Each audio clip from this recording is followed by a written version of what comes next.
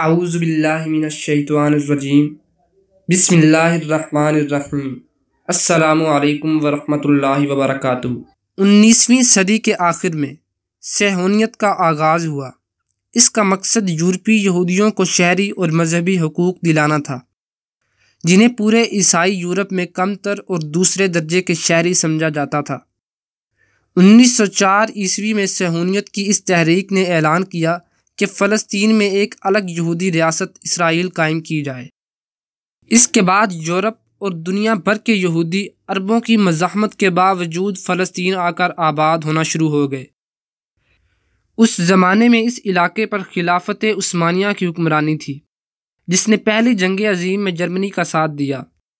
اس جنگ میں عرب ممالک نے جرمنی کی بجائے برطانیہ کا ساتھ دیا، کیونکہ خلافت کئی عرب علاقوں پر قابض تھی۔ جرمنی کے یہودیوں نے جنگ میں اس شرط پر برطانیہ کا ساتھ دیا تھا کہ وہ اسرائیل کے قیام میں مدد کریں گے۔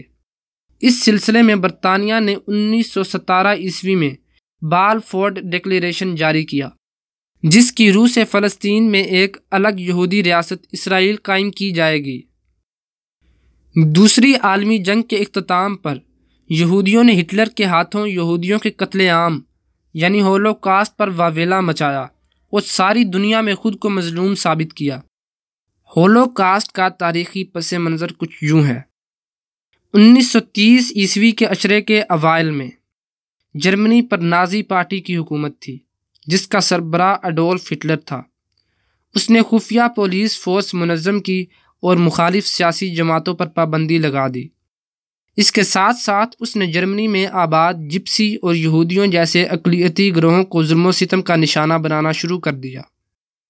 دوسری جنگ عظیم کے دوران نازیوں نے بیلسن اور آشویٹز نامی نظر بندی کیمپ بنائے۔ ان کیمپوں میں لاکھوں یہودیوں کو قید رکھا گیا، جنہیں بعد ازاں جان سے مار دیا گیا۔ ہٹلر کا کہنا تھا کہ یہ یہودی جرمنی کے زوال کا سبب بنے تھے۔ ایک دعوے کے مطابق تقریباً 60 لاکھ یہودی دوسری جنگ عظیم کے دوران ان کیمپوں میں مارے گئے۔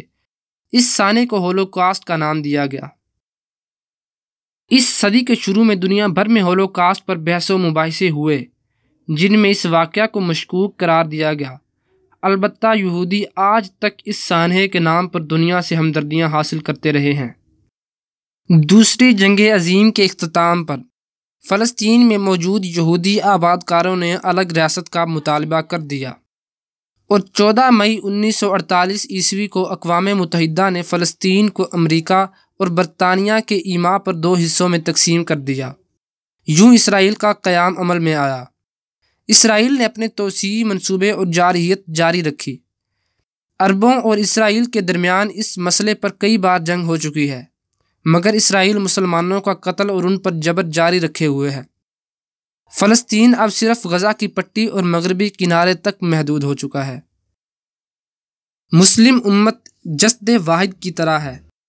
جس طرح جسم کی بہترین نشوونما اور کارکردگی کا انحصار ان تمام حصوں کی بہترین صحت اور ایک دوسرے کے ساتھ تعاون پر ہے جن سے جسم بنتا ہے، اسی طرح امت مسلمہ کی عظمت اور شان و شوکت کا انحصار تمام مسلمانوں کے پختہ ایمان اور اتحاد پر منحصر ہے۔